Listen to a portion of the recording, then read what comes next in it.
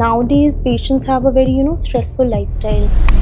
They have that sedentary lifestyle, they're just going to work, no exercise, no balanced diet. So all these factors have definitely come in, which are affecting the fertility rates. And the fertility rates have drastically going down nowadays. Fertility rate is declining. Overall total fertility rate has drastically declined here in India. People just feel that it is the female side who is responsible for infertility, which is a big myth, because it's not like that. Meet Dr. Mandavi Rai, a leading gynecologist. She's a senior fertility and IVF specialist based in Noida. After completing her MBBS and MS in obstetrics and gynecology in Mumbai, she advanced her expertise with a reproductive medicine fellowship at the National University of Singapore and a postgraduate diploma in reproductive medicine and sexual health from the University of South Wales, UK.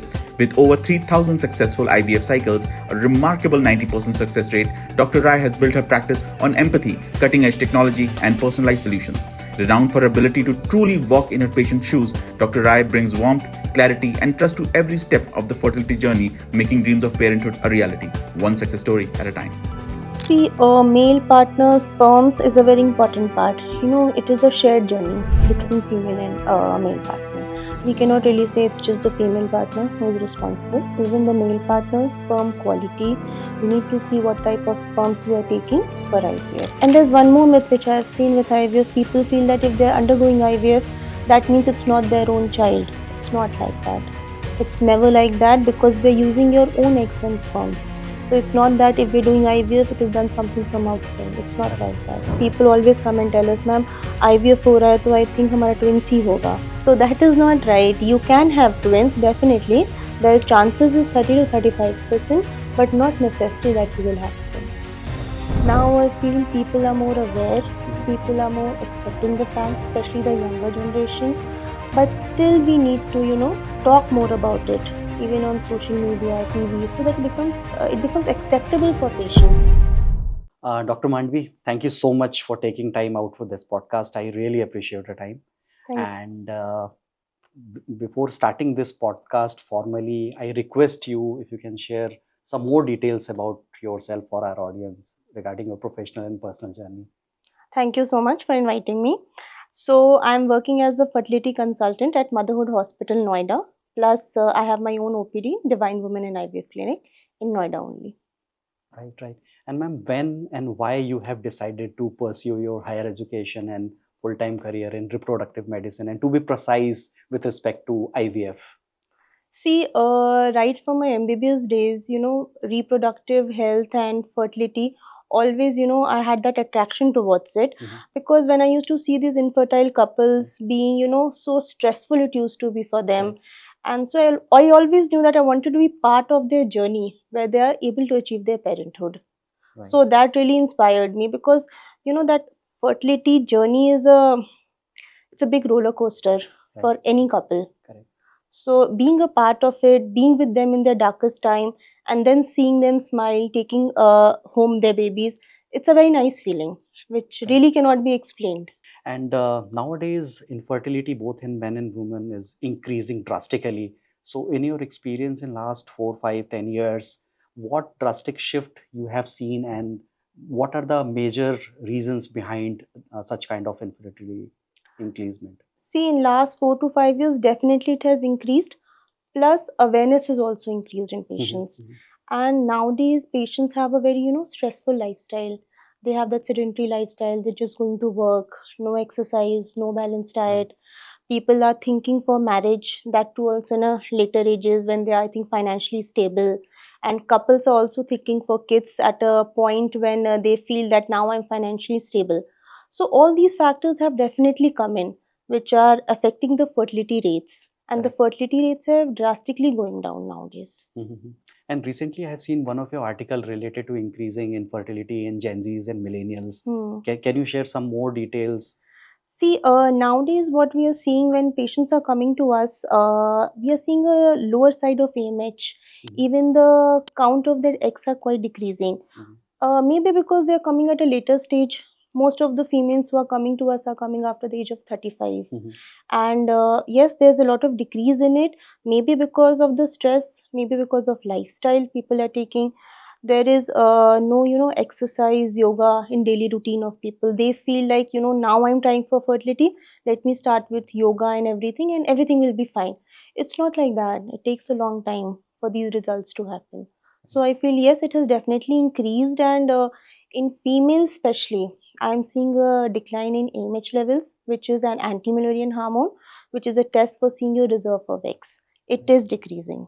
And for our audience knowledge enhancement, can you simplify male and female infertility? Yeah. So, differentiating between male and female partner. One more thing I'd like to say is that, people just feel that it is the female side who is responsible for infertility, which is a big, big myth, because it's not like that. Both the partners are involved in it. Sometimes we see the cause can be in males, sometimes it can be in females. So, coming to specific reasons in females, we can go step by step. First is the ovaries, where we can see hormonal imbalance as in PCOD. Then we can see decreased AFC count, which is the number of eggs. Coming to that, we can also see cyst in the ovaries. Other than that, tubes, where the tubes are also affected, where you have hydrosalpinx in the tubes are blocked, where pregnancy cannot happen. Other than that, in uterus also there can be problems. There can be adenomyosis, fibroid. Sometimes we had patients where the lining of the uterus also we are not able to make. We cannot get an adequate lining. Coming to male side, the problem can be anywhere. It can be pre-testicular, testicular and post-testicular levels. So coming to that, we can see the sperm parameters are definitely affected, where count, motility and morphology is quite deranged. Other than that, there can be hormonal imbalance also. We do have cases of azoospermia, where we do not see any sperm in the semen. So that, there can be also different causes for it. So all these causes needs a proper investigation and treatment planned according to that. Correct. And as and when any couple or any individual comes to you and they wants to go for IVF, what kind of like medical test procedures you perform just to make sure that if they are eligible for IVF, or if there is any chance of natural pregnancy? So when a couple comes to us, we definitely tell them about some pre-tests, like blood investigations. For females, we do ultrasound, and for males, we see the semen parameters. Depending on that, we will see what can be done. See, IVF is not the only procedure which can be done. Yes, there are other procedures like IUI, natural trial, which we do give to patients before we think for IVF. And there must be multiple cases wherein maybe there is some medical issue with respect to male counterpart or female. In such cases, I'm sure it will be like a very counseling session for you just to convince both the parties that you have to go through IVF or artificial insemination or any other process. So how do you deal with these situations? Because it's like a very emotional decision, and sometimes very difficult to make other party understand about the complexity of situation. See, when a couple comes to us, I think in fertility, counseling is the toughest part which we have. Convincing a couple that you have to undergo procedure, you have a problem, is a very difficult part. And so over here, counseling, therapies do help them a lot. And sometimes patient does understand, and sometimes they will not. So when I am telling them something right, they might change. They'll think this doctor is not giving me the right opinion.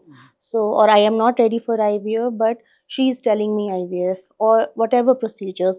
So they tend to change also. They'll go to some other doctor for second opinion, third opinion. So somewhere I feel the counseling should be given the most weightage. During IVF, before IVF, and the most important part is post IVF when the failure happens. That part is the most important part, where you need to give counseling to a patient. You need to be with them. You just cannot say that I have done IVF, now it has failed, now it's your luck. You cannot. You have to talk to patients. You have to listen to them, because during the IVF procedure, they are physically, emotionally and financially they are drained. So counseling plays a big, big role in it. I completely relate to this fact, and I also believe it's most important part, because it's not only like monetary terms, it's a very physical and mentally draining process, wherein if there are multiple failures in the process, True. and you have to trust on yourself and the physician you are dealing with. Right. So counseling really plays a good, very great part. And just to understand IVF in a layman's term, because for general public, IVF is like test tube baby, right? But I really like to understand as a medico, if you want to explain to general public what exactly is IVF in simplified terms. So see, IVF, as I said, we'll do some pre-tests for you to decide if you have to go for IVF. If you have to go for IVF, then we do call you on second day of your cycle. Then we'll start you on hormonal injections, and that injection might go for around 10 to 12 days. Post that, we do egg retrieval, or what we call as ovum pickup. We see for the maturity of eggs. We'll take sperms, we will infuse the sperms in the eggs, and once the fertilization has occurred and day 5 embryos are formed, we will tell the patient that how many embryos are formed and how many we are freezing. Once the embryos are formed, now we will act on your uterus. We will prepare your lining, and once the lining is prepared, we will transfer those embryos into your uterus. Embryos can be anything day 3, day 5, depending on the need of the patient. So this is a simplified IVF process which takes around 2 to 3 months. And during the entire process, which is the most critical step wherein as a medico you are really, really cautious that that's the deciding timeline? See, that is the most important part, is the embryo transfer. Transfer. Yes. Where we are putting the embryos inside you, and post that the precautions which you have to take. So that is I think the most crucial step. Plus before that, definitely how your embryos are being formed, and if we have a good embryos, then success rate goes good. If we are not, then definitely success rate decreases. Right. And in your experience while doing like this overall process, how important is the quality of sperm in the overall process? And in case if there are multiple failures, what is the next step? See, a male partner sperms is a very important part. It is a shared journey between female and male partner. We cannot really say it's just the female partner who is responsible. Even the male partner sperm quality, be it the sperm count, sperm motility, or sperm morphology, it plays a very important part. We need to see what type of sperms we are taking for IVF. And definitely a male partner, suppose if we are having any differences in the parameter, we generally go for further tests like DNA fragmentation index, where fragmentation of the sperms or the DNA quality of the sperms are also seen. Correct. And how helpful is like technological advancement in the procedures you guys are performing compared to like 10 years back, whatever you guys are doing?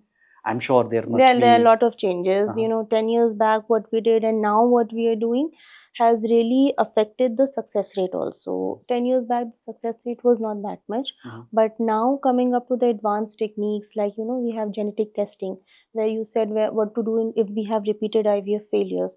So we go for genetic testing of embryos. We see if the embryos are genetically healthy or not, and then we go ahead for transfers. Other than that, we have laser-assisted hatching, blastocyst. We have time-lapse imaging nowadays, in which we see the growth of the embryos without interfering in them. And other than that, there are also immunological causes for failures, where we can use lit therapy. Then there is ERA technique, which helps us to see what is the condition of the uterus at the time of implantation. Right. So all these techniques are definitely helping patients to get a better result.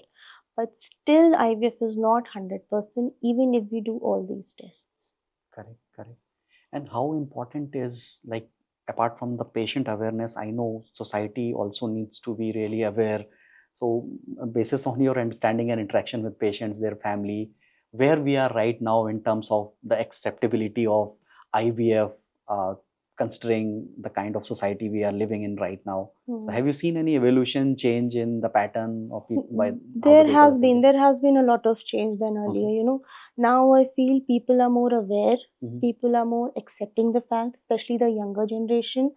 But still we need to, I think we need to talk more about it, even on social media, TV, so that it becomes acceptable for patients.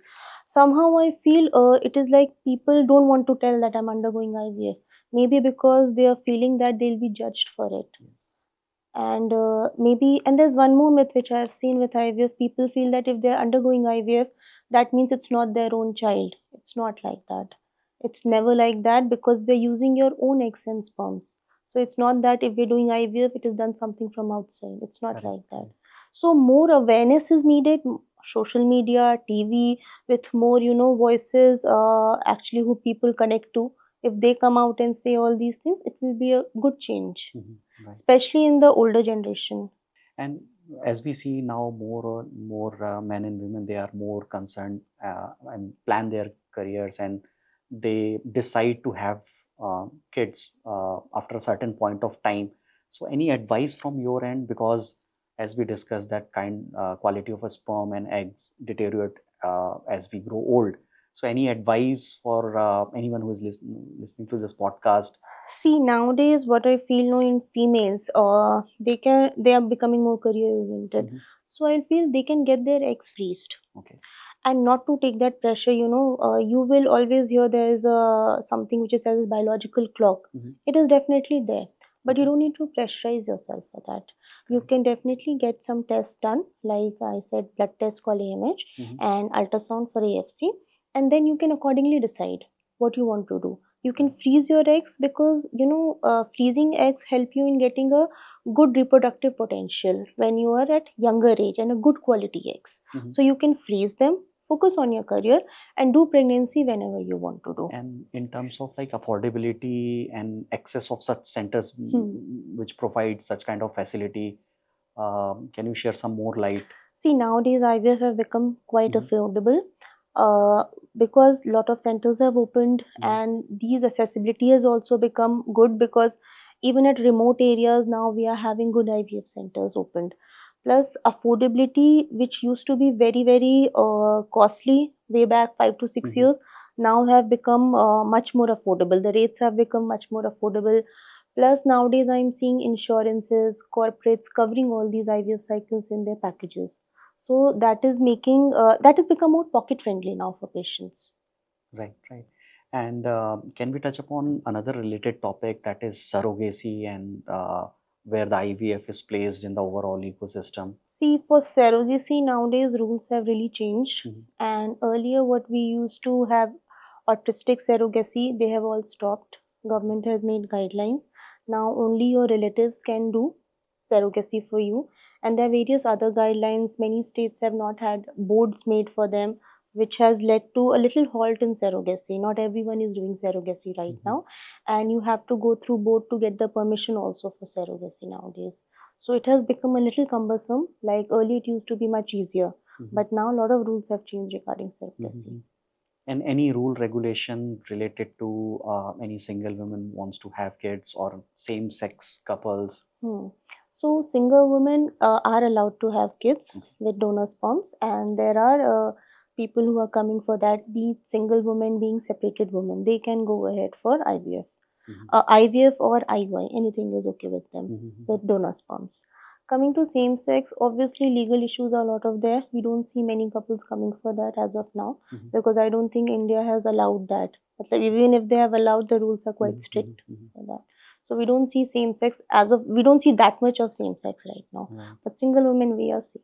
Understood.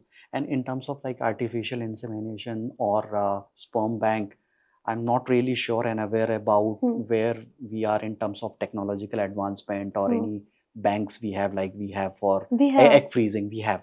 See, egg freezing we do in IVF center. Okay. And ART banks are separate. They are government authorized banks. So ART banks have to apply to government to get the authorization, and so from there we can get donor sperms. Coming to donor eggs, the donors have to come from these authorized agencies to us for IVF.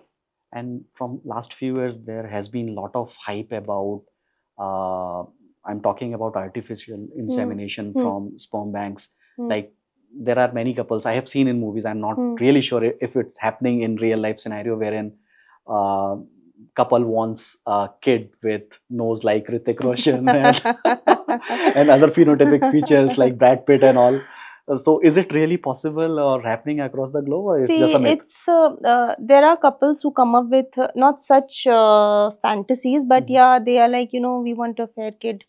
If they are taking donor, so they do have assumptions कि मुझे एक fair donor मिले, अच्छी donor मिले, या even for male side कि Yes. he should be tall, he should be fair. So these are there in cases of donors. Definitely they are coming up with this. But yes, I think outside India it is more. Correct, correct. But there is no surety about the success rate of IVF, even if you are getting the phenotypes, but genotypes is a typically different ballgame. Yes. Right, right. And any idea, as we talked about egg freezing and all, any ideal age bracket you suggest wherein if someone wants to decide to freeze the egg, what is the right age bracket? See, the right age is when I can get most of the eggs. But then coming to age criteria, it can be somewhere between 24 to 35. Because after the age of 35, the egg quality and quantity definitely starts decreasing. So if I have it before 35, good enough. If I am not, then just get it freezed whenever you are okay. Because I've had patients where I freeze eggs even at 40 years. So it depends. A female can freeze her eggs at 35 also, and we can get good quality. Freeze at 40 also, we can get good quality. Understood. But mostly it is like, do it before 35. Got it, got it. And any alarming sign in the age of like 20s and 30s wherein women should feel like maybe this is some sort of alarm or indication from body and this is the right time to get your family expanded or do the egg freezing basis on the future goals? See, basically, if you are having family history of cancer, or you're having mother, sister having menopause at an earlier stage, I think you can definitely go and consult a fertility specialist. And if you are married and it's been more than 1 year, you are less than 35 and you're not able to conceive, consult a fertility specialist. Same things when it is above 35, I'll feel ki you should, if you're trying for 6 months, you're not able to conceive, consult a fertility specialist. It's much better to try under guidance rather than just doing it blindly. And basis on your overall experience in this field, any anecdote or story you like to share which I would say motivated you and given you a sense of that you are, whatever profession you have chosen, you are on the right track? Any story you like to share? See, as a clinician, we are always growing with all the, as many couples as we come in contact with, definitely we are learning something new in it. Because all of them have a different story, different timeline, and a different timeline to get pregnant also. So we had this couple who had come to me post her laparoscopy surgery. Her tube had hydrosalpinx, meaning the tube was filled with water. She had to go laparoscopy surgery. It could not be done because there was a lot of adhesions in her abdominal area. So she came to me for IVF and she had hydrosalpinx in the tube. So when there is a hydrosalpinx in the tube, it is difficult to conceive. Though we explained her everything, we could not do her surgery. We kept her on antibiotics and we tried her IVF. In first attempt, she failed. She could not conceive. I explained her everything. We said we are taking we'll do next cycle, but hope is a little less. She conceived in the second cycle and she delivered also a baby girl. And the day she delivered, she told me, ki, ma'am, you have given my life back to me. So that is one of the things where, you feel like you are doing something good for the society. You're doing something good for the couple who really wanted a kid and was not able to get it. And we've had so many stories like that. This is just one of the stories I'm sharing where, at the end when they are holding the baby, coming to your clinic, you feel something that, and when they just say, ki, ma'am, we have no words to tell you. This is a totally different feeling. I don't think we can really express it. But it's a wonderful feeling. I can completely understand. It's not like sense of achievement, but sense of fulfillment. Exactly. Right? IVF, is not always about success, getting success or not. Sometimes being with them is also good. Right. The overall journey, emotional roller coaster. Yes. And any sort of, we have already talked about some of the misconceptions or any sort of like myths in and around IVF treatment and infertility. Any additional thing you like to add There are a upon? lot of myths. I think IVF is the most misunderstood technique. So first and the foremost myth, as I told you, it is always like female partner is to be blamed. It's not like that. It's a shared journey where the problem can be male also, female also, both can have the problem, and sometimes it is unexplained. Second important myth is people feel that IVF is only for older couple. हम तो young हैं, we don't need IVF. It's not like that. Depending upon your cause, it depends you need IVF or you don't need IVF. Other than that, there's one more very very important myth which people always come and tell us, ma'am, IVF हो रहा है तो I think हमारा twins ही होगा. So that is not right. You can have twins, definitely. Their chances is 30 to 35%, but not necessary that you will have twins. Correct. So, Dr. Mandavi, we have talked lots of things about IVF and other procedures, but I like to ask, are there any other techniques or procedures if someone is not willing to go through IVF? Can they still have kids? See, IVF is not the only procedure. We have other procedures also, like natural trial, ovulation induction, where we will give you medicine, we see for the maturity of eggs, and then we tell you to try naturally. Even if you are not able to conceive with this for around 3 to 6 months, then we will opt for IUI, which is intrauterine insemination. In this also the same thing happens. We'll give you medicines and we'll see for the egg to become mature. Then we'll give you injection for rupture, and then we will take the husband semen sample, wash it, and put inside the female partner. Even after this has failed for around 3 to 4 cycles, then we definitely tell you to go for IVF. Correct. And in terms of like success ratio, which one is Yes, more? so if we go for success ratio, definitely IVF has a better success rate. IUI does not have that good success rate, but it is around 15 to 20%. But we have these two options. Yes, we have these two options. If you know, if IVF is not the only solution, you can try for these two first, then go for IVF.